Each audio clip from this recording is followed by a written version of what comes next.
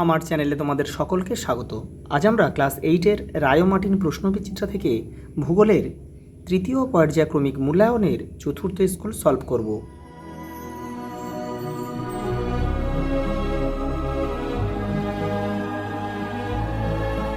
দেখো 4 নম্বর স্কুল।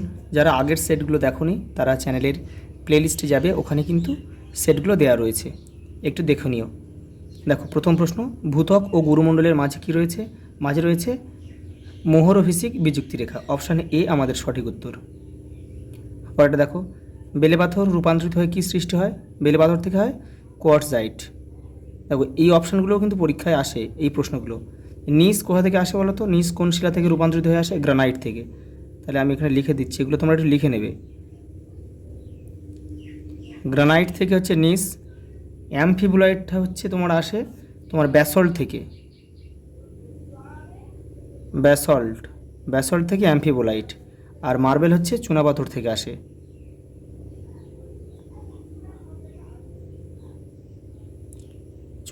চুনাপাথর রূপান্তরিত হয় মার্বেল। পরেটা দেখো, একটি মাঝারি উচ্চতার মেঘ হলো, এখানে হবে অপশান বি অল্টো কিউমুলাস। পরেরটা দেখো, এটা দেখো এই সিরাস কিন্তু বেশি উচ্চতার মেঘ, আর স্ট্র্যাটোকিউমুলাস যেটা রয়েছে, স্ট্র্যাটোকিউমুলাস হচ্ছে তোমার নিম্ন উচ্চতার মেঘ, আর কিউমুলোনিম্বাস হচ্ছে উল্লম্ব মেঘ। পরেরটা দেখো, যে তাপমাত্রায় বায়ু সম্পৃক্ত হয় তা হলো ওই বায়ুর শিশিরাঙ্ক। পরেরটা দেখো, শীতকালীন বৃষ্টিপাতের দেশ বলা হয় ভূমধ্য সাগরীয় জলবায়ু অঞ্চলকে। পরেরটা দেখো, এগুলো হলো তুন্দ্রা অঞ্চলের অধিবাসীদের বরফের ঘর। পরের প্রশ্ন দেখো, আধুনিক কৃষি পদ্ধতির উদ্দেশ্য কী? এটা হবে দেখো কৃষি উৎপাদন বাড়ানো। চিপকো আন্দোলন হয়েছিল উত্তরাখণ্ডের গাড়োয়াল অঞ্চলে 1973 সালে। আর এই আন্দোলনের সঙ্গে যুক্ত একজন নেতার নাম হচ্ছে সুন্দরলাল বহুগুণা। এটা কিন্তু পরীক্ষায় আসে, Sundarlal Bahuguna. Victoria, Gibson, great Sandy এগুলো কি? এগুলো হচ্ছে মরুভূমি। অস্ট্রেলিয়ার পশ্চিমে অবস্থিত এগুলো একটা মরুভূমি। ওশেনিয়ার সর্বোচ্চ শৃঙ্গের নাম হচ্ছে মাউন্ট উইলহেলম। আর মাউন্ট কোসিয়াস্কো হচ্ছে অস্ট্রেলিয়ার প্রধান, এটা অস্ট্রেলিয়ার প্রধান মানে উচ্চতম শৃঙ্গ হচ্ছে মাউন্ট কোসিয়াস্কো। আর মাউন্ট কুক হচ্ছে কি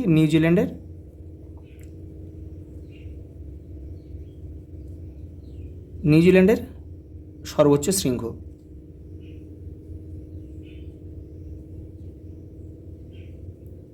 এগুলোও কিন্তু তোমরা মুখস্থ করে রাখবে। পরটা দেখো, শূন্যস্থান দিয়েছে, পৃথিবীর ব্যাসার্ধ 6370 কিমি। পরটা দেখো, ভূ অভ্যন্তরে প্রতি কত মিটার গভীরতা? দেখো 1 ডিগ্রি করে তাপমাত্রা বাড়ে 33 মিটার। ম্যাগমা ফাটল দিয়ে ভূপৃষ্ঠের বাইরে বেরিয়ে এলে তাকে কি বলে? লাভা।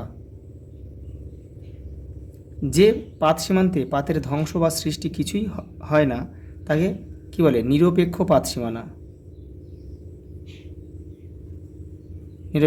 সীমানা। হাওয়াই দ্বীপপুঞ্জের আগ্নেয়গিরি থেকে নির্গত পাতলা লাভা কী নামে পরিচিত?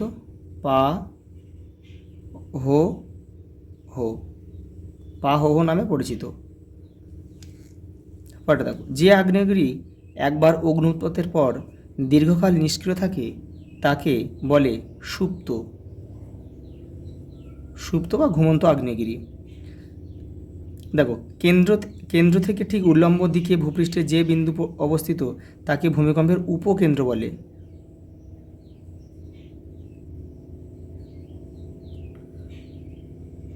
কর্কটীয় ও মকরীয় উচ্চচাপ বলয় থেকে যথাক্রমে সুমেরু বৃত্ত ও কুমেরু বৃত্ত প্রদেশীয় নিম্নচাপ বলয়ের দিকে প্রবাহিত হয়, এটা হচ্ছে পশ্চিমা বায়ু।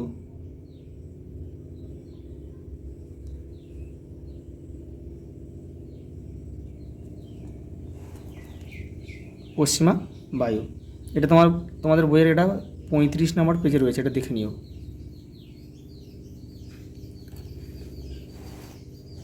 পরেরটা দেখো, শীতের রাতে পর্বতের ঢাল বরাবর নেমে আসা শীতল বায়ুকে কী বলে?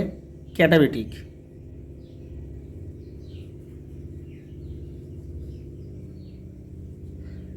রকি পার্বত্য অঞ্চলের উষ্ণ স্থানীয় বায়ুর নাম হচ্ছে চিনুক।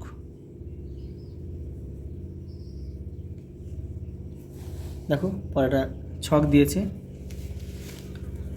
তোমরা কিন্তু কেউ তীর চিহ্ন দিয়ে মেলাবে না।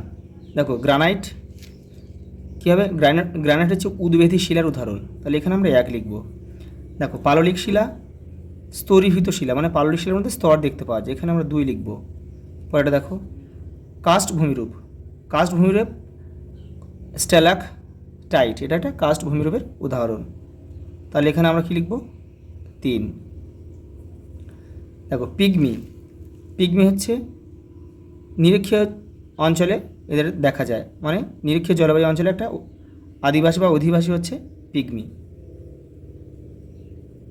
আর ফলের ঝুড়ি কাকে বলে? ভূমধ্যসাগরীয় অঞ্চলকে হচ্ছে ফলের ঝুড়ি বলে, এখানে আমরা 5 লিখব। পরেটা দেখো,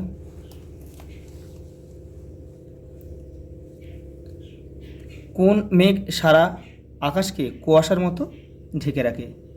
স্ট্র্যাটাস।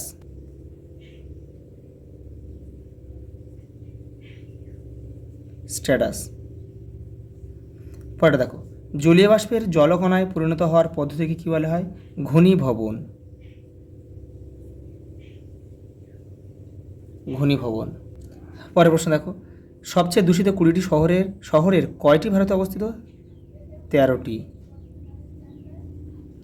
আর্থ সামিটে কয়টি দেশ অংশগ্রহণ করেছিল?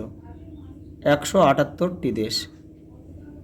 আর্থ সামিট বসেছিল কিন্তু ব্রাজিলের রিও ডি জেনিরো শহরে 1992 খ্রিস্টাব্দে, এটা তোমরা কিন্তু জেনে রাখবে। কোন শহরকে রূপোর শহর বলা হয়? Broken hill. ব্রোকেন হিল অস্ট্রেলিয়াতে অবস্থিত।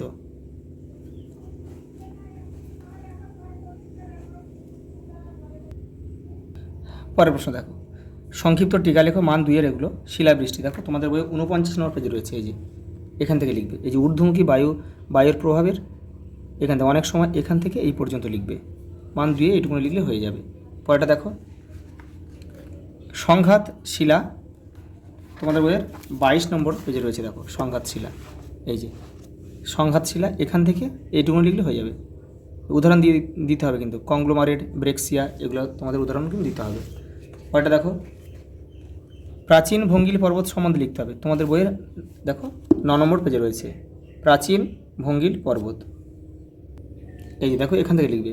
20 কোটি বছরেরও আগে সৃষ্টি হওয়া ভঙ্গিল পর্বতগুলো হলো প্রাচীন ভঙ্গিল পর্বত, যেমন উরাল, অ্যাপালেশিয়ান, আরাবলি, এই পর্যন্ত লিখবে পুরোটা। পরের প্রশ্ন দেখো, উষ্ণ প্রস্রবণ। তোমাদের বই দেখো 2 নম্বর পেজে রয়েছে, এই যে এখান থেকে করবে। এই যে পৃথিবীর ভৌমজল পৃথিবীর এই যে ভূতাপের সংস্পর্শে এসে গরম হয়ে ফুটতে শুরু করে, এখান থেকে এটা পুরোটা লিখবে। একটা উদাহরণ কিন্তু তোমরা দিয়ে দেবে, এই যে বক্রেশ্বর, বীরভূমের বক্রেশ্বর দিয়ে দেবে এটা। পরের প্রশ্ন দেখো, মান 3 এগুলো চিত্রসহ আয়ন বায়ুর সংক্ষিপ্ত পরিচয় দাও। এই যে 34 নম্বর পেজে রয়েছে, এই যে আয়ন বায়ু। দেখো এইটা করবে এখান থেকে, এই যে উত্তর পূর্ব আয়ন বায়ু।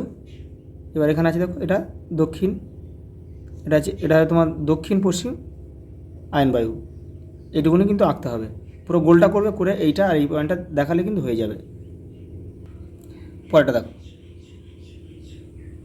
সমুদ্রবায়ু কাকে বলে? চিত্র সহ ব্যাখ্যা করো। তোমাদের বইয়ের 39 নম্বর পেজে রয়েছে তো সমুদ্রবায়ু, এই যে এইখান থেকে তোমার লিখবে, এইখান থেকে এই পর্যন্ত লিখবে সমুদ্রবায়ু। আর এই চিত্রটা রয়েছে দেখো, এখানে রয়েছে এই যে সমুদ্রবায়ু, এই ছবিটা আঁকলেই হয়ে যাবে। পরের প্রশ্ন দেখো, ভূমধ্যসাগরীয় অঞ্চলের কৃষিকাজের পরিচয় দাও। দেখো 59 নম্বর পেজে রয়েছে কৃষিকাজ, এই যে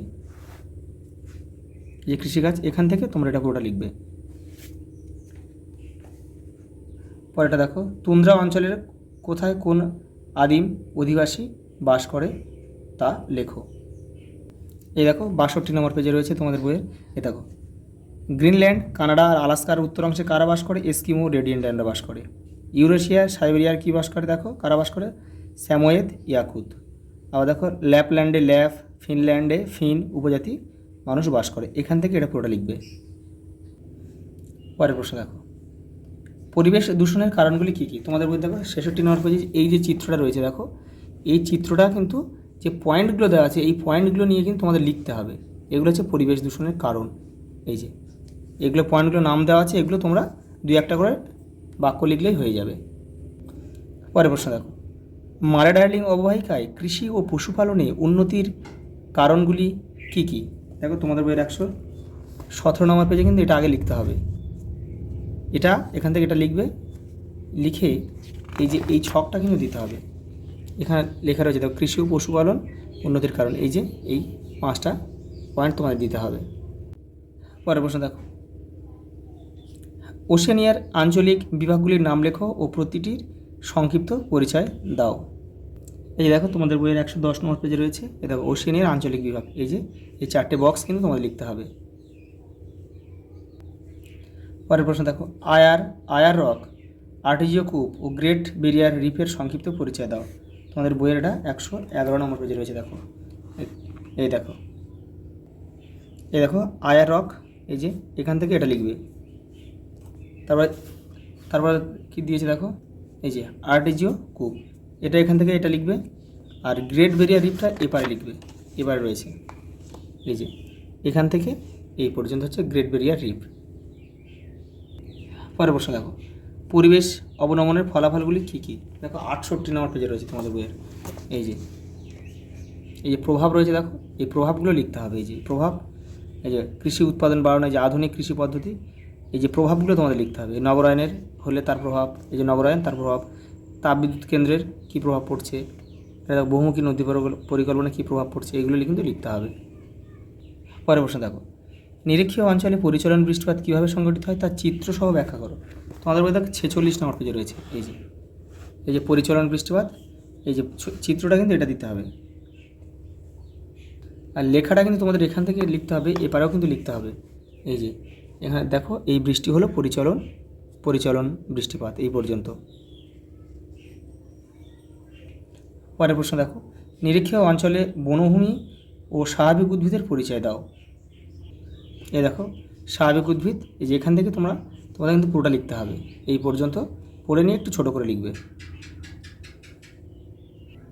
দেখো পরে দেখো ম্যাপ পেন্টিং দিয়েছে কটা, অ্যাপালেশিয়ান পর্বত, হাডসন উপসাগর, গায়ানা উচ্চভূমি, ব্রাসিলিয়া, মারা ডার্লিং অববাহিকা। দেখো এগুলো কিন্তু তোমরা সব পেন্সিলে করবে। আমি তোমাদের ভিডিওটা পরিষ্কারভাবে বোঝানোর জন্য কিন্তু আমি তোমাদের পেন দিয়ে করে দিলাম। দেখো প্রথমে তোমার নামটামগুলো এখানে লিখে নেবে, পেন দিয়ে লিখবে, আর ভিতরে সব পেন্সিলে করবে। দেখো এই যে অ্যাপালেশিয়ান পর্বত, এই যে উত্তর আমেরিকার এই অংশটা হচ্ছে অ্যাপালেশিয়ান, এই যে পঞ্চ হ্রদ রয়েছে তার নিচে কিন্তু অ্যাপালেশিয়ান পর্বত, তোমরা দাগনামাটা দেবে এটা। তারপর কী রয়েছে দেখো, হাডসন উপসাগর রয়েছে, এই যে এটা কিন্তু এই যে এই অংশটা যে হাডসন উপসাগর। তারপর দেখো এটা হচ্ছে তোমার রয়েছে গায়ানা উচ্চভূমি, এটা হচ্ছে ব্রাজিলের একদম উপরের দিকটা রয়েছে কিন্তু। আর ব্রাসিলিয়া রয়েছে পরেরটা, দেখো ব্রাসিলিয়া হচ্ছে ব্রাজিলের রাজধানী, এই অংশটায় তোমাদের দাগ নাম্বার কিন্তু দিয়ে দেবে একটা।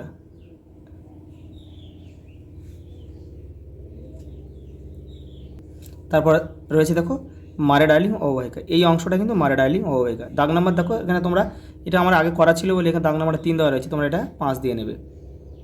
আজ এই পর্যন্ত, দেখা হবে পরের ভিডিওতে।